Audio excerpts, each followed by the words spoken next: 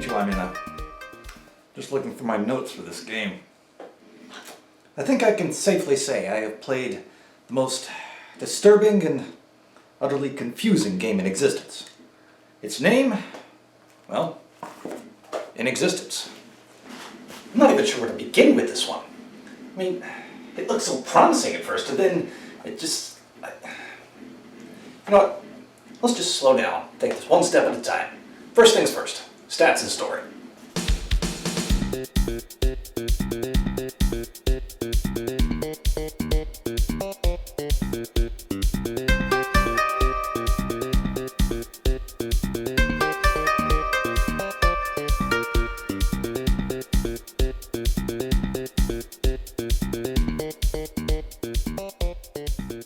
Hald, the game's main character, and his sister were created by the gods of their world to be protectors of this small island. As the game opens, we see the text of a conversation between two figures, presumably Hald's sister and this mysterious entity, later revealed to be named Klaus? Kleos? You know what? I'm going with Kleos because it looks like chaos, but with an L. You can tell right off the bat that Kleos is evil, not because of the blue aura surrounding him or even the giant axe with the skull shape in the blade, but because his ass is shiny. Hald walks into the house he and his sister share just as the man with the golden arse puts a curse on Hald's sister, placing her in a deep sleep. Incidentally, if you're wondering why I keep referring to her as Hald's sister, it's because that's all we know her as. The game never gives her actual name. Kleos then says he's going to bring about a new world of darkness and revival, two terms which would seem to contradict each other on the surface, but never mind all that. Hald has no time for such logic and has left his brain in his other pants, and so pulls his sword on Mr. McGlowyfarts, demanding he release his sister from the curse. Sparklebutt uses magic to trade places with Hald and puts him on the ground, but quick, and then he... Oh, it was a candle. Got it. After taunting Hald and telling him to stay out of his way, Kleos leaves. Hald promises his sister that he'll release her from the curse, and soon sets off to fight Kleos in his castle atop the island, with a few stops along the way, the first of which is this small shop that sells, among other things, a magic necklace which allows Hald to shoot balls of magic energy. Kind of handy that, considering there's a bridge outside we need to extend in order to progress, and the only way to do that is to shoot the switch with, you guessed it, magic. Once we're out of the plains area, our next stop is your basic garden variety cave, where we fight bats, hellhounds, sentient bows, jumpy eyeball things. You know, the kind of monsters you typically expect to find in a cave like— Holy shit, what fresh hell did that abomination spring from? Anyway, having fought our way through all these monsters, we're introduced to our first boss, Cyclos. And once we get him out of the way, which doesn't take long at all, we get out of the caves and go for a nice mountain climb. Eventually, Hald finds Kleos' castle, but can't get inside as the drawbridge is raised, so he dives into the moat to see if he can find another way in. He doesn't find one, but what he does find are fishies, plants that breathe fire, lightning traps which somehow don't electrocute everything around it, and another boss, Scylla. Yet somehow, through it all, not once does he need to breathe. Weird, that. Once Scylla is defeated, Hald gains the double jump ability, which he uses to bypass the drawbridge and enter the castle. After more verbal sparring with Kleos, Hald begins to explore the castle, which is made much easier thanks to the map he has in his pocket. Wait a minute, whoa, hang on. How does he just happen to have this map with him? And before you think it, this isn't just some general purpose map of the current area. This is a map specifically of this castle, which Hald has on him from the beginning of the game. In fact, it's the only thing he has on him in the beginning. Why does he just have a map of this area and not any of the other areas he goes through? There aren't even any other maps available in the one and only shop. Did he just one day decide, you know, this Kleos guy's pretty shady. He might come down one day and put a curse on my sister. I better go up and make a map of his castle just in case, while making sure definitely not to kill him while I'm there. While exploring the castle, Hald makes his way into another boss room, fighting this time with himself. After defeating his dark doppelganger, Hald gains the teleportation ability, which sadly is nowhere near as good as Kleos' teleport. Hald can only move a short distance across a room, but it allows him to pass through walls, and it's necessary to gain access to the fire emblem. I'll explain later why that name is probably not a coincidence. The teleportation is also needed for this room, where we open a valve to flood a portion of our next stop in the castle, the ice caves. Once there, we find our way blocked by a wall of ice. To melt it, we need... what else? the Fire Emblem. Once that's melted, we fight our way through the rest of the caves, including the bits we flooded earlier, and on to the next boss, Golemize. He doesn't guard any special abilities like his two predecessors, but once we're past him, we are able to pick up a key in a chest that's just sort of lying in the middle of the hall here. That key leads to this room, full of spikes, and a chest which contains the big key. Starting to notice a pattern here. With the big key in hand, we ascend to the top of the castle tower and at last, fight Kleos. The Kleos fight has 3 stages. Well, I say 3, it's more like 2.5. In the first stage, he teleports back and forth and uses a couple of fire-based attacks. In the second stage, you're jumping from platform to platform, trying to avoid lightning bolts being summoned by Kleos. In this stage, you're really focusing on trying to get to the end rather than draining Kleos' health, which you're more than likely not going to be able to do anyway before you reach the end of the stage. In the third and final stage, Kleos is suddenly piloting a huge stone golem, I guess? Like the first stage, and for that matter, pretty much every boss in the game, he only has 2 attacks and is fairly simple to beat. So you've defeated Kleos' final form, so to speak, and you've gotten to the end of the game. Would you like to know what you get for your efforts? Just wait till you hear this. The golem explodes. A defeated Kleos falls to his knees. Hald, his sword drawn, tells him in no uncertain terms, "This world is not for you." Kleos falls to the floor, presumably dead. Hald returns to his house and tells his sleeping sister to wake up. But, as it turns out, she isn't the one in need of waking up. It's Hald.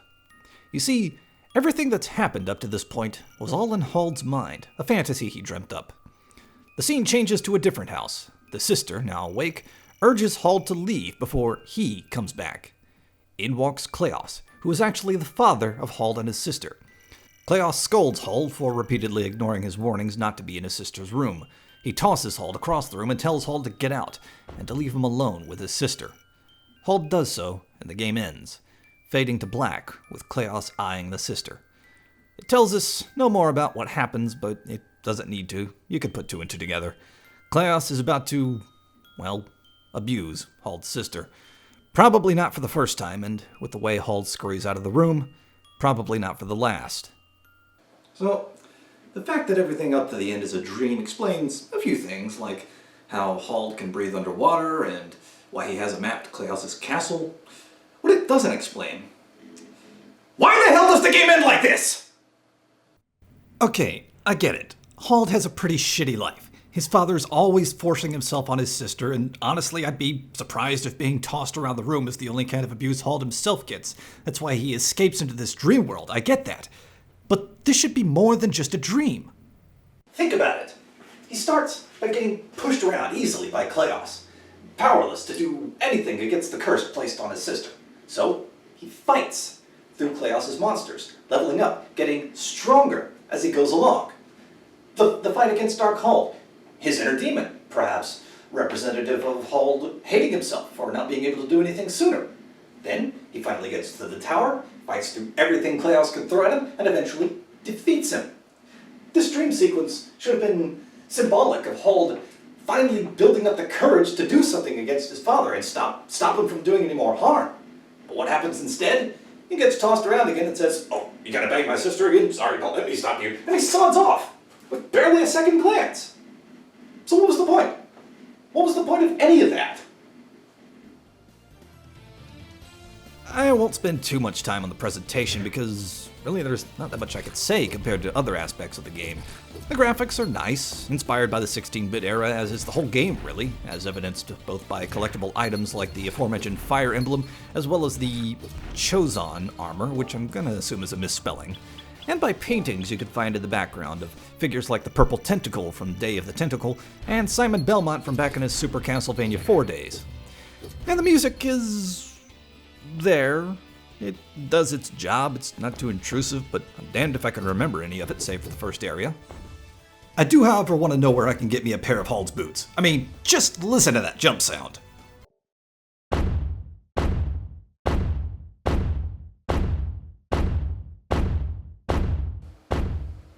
Inexistence has 3 different game modes you could choose from when starting a new adventure: normal, hard, and time attack. What distinguishes these modes from one another? Not a whole hell of a lot. Hard is basically normal mode, but with slightly tougher enemies. And time attack is pretty much exactly the same as normal mode in terms of difficulty, but it's removed most of the cutscenes. My game time was about 5.5 hours, but that was across all 3 modes. In normal mode, even without knowing what I was doing and after a bunch of deaths, I still finished the game in under 3 hours. And in hard mode, that's hard mode, mind you, which is generally supposed to be, well, hard, I did it in half the time. And in time attack, I was done in under an hour. Basically, you play the game once in normal mode, and that's it. You're done. You've pretty much experienced all the game has to offer, and there's no real incentive to play any of the other modes. So, Kleos has cursed your sister and left you flat on your face. It's time to set off after him. And once you clear the first area, doing so is just as simple as going from one area to the next and killing anything that moves. You'd think, with an island of this size, there would be plenty of areas to explore along the way to the castle, right? Wrong. 5 areas. Just 5. And one of those is basically nothing but a shop. There is a 6th area you can get to, but you can only access it by going all the way to the end of the previous area. Now, if along the way things get too tough for you, and despite the varying difficulties I can't imagine why they would, you can always make a stop at these fountains, which, in addition to saving your progress, heal you and refill your magic meter. It should be noted, however, that a scant few of these save fountains are actually in a dedicated save room. The majority just sit out in the open somewhere. In fact, one is placed in such a position that enemies can still get to you while you try to save. The game is controllable with either keyboard or gamepad, and either method works fairly well.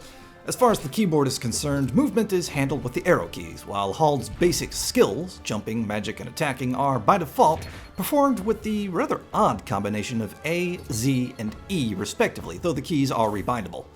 The game does feel better to play with a controller. It even tells you in the opening screen it's optimized for Xbox 360 controllers, though really any gamepad will work. But strangely, when you read these signs in the first area that tell you all about your moveset, it still focuses on the keyboard prompts, only informing you of the gamepad equivalent via an icon on the bottom of the text box. Now, I have a Logitech F310 gamepad, but apart from the swapped positions of the left analog stick and the D-pad, the buttons are basically the same, so I'll be referring to those for the rest of the review. Movement is handled with the D-pad, while A jumps, B casts magic, and X does your one and only attack. Most of the time. There were a few instances where the game basically ignored any input from me and Hald would not attack, even though you could still hear the sound of his sword slashing.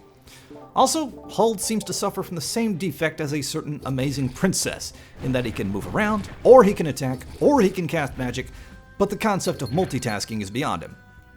In addition to the previously mentioned basic skills, Hald has some slightly more advanced moves up his sleeve. The first is a backwards somersault, performed by pressing A while crouching, useful for quickly getting out of the way of any melee attacks. Later on, Hald can learn a double jump, as well as the ability to teleport across a short distance and through some walls by holding up and pressing B.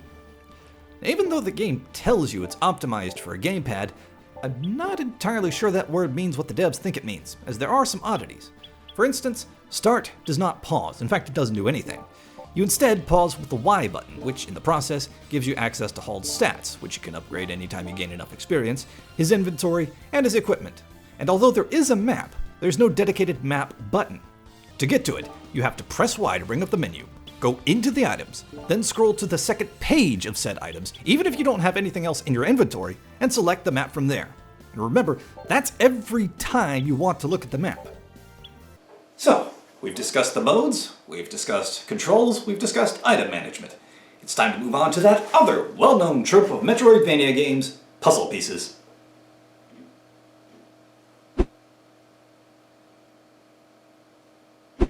They weren't in Castlevania, were they? When you first enter the shop, the shopkeeper, whose name is,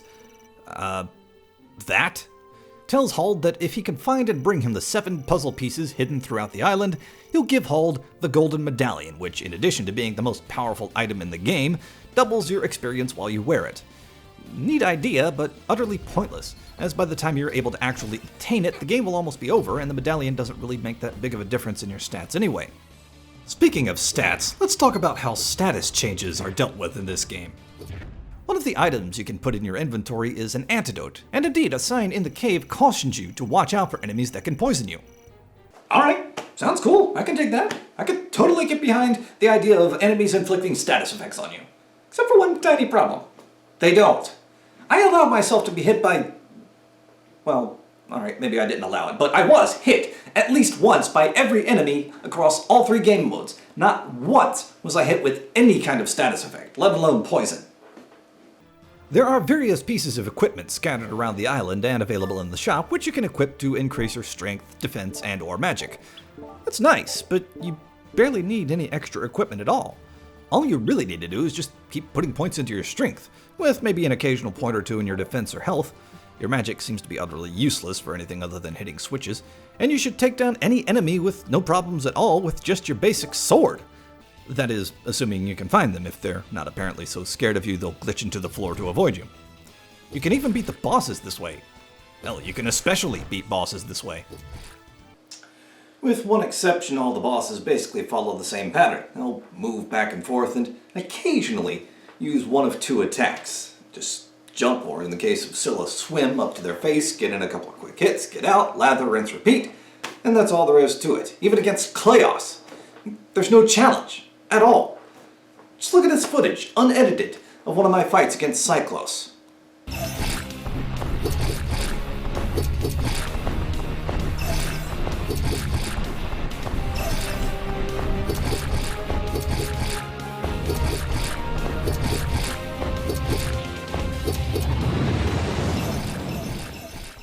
It's not until 10 seconds go by and a good 2/3 of his health are gone that he even thinks about trying to attack me.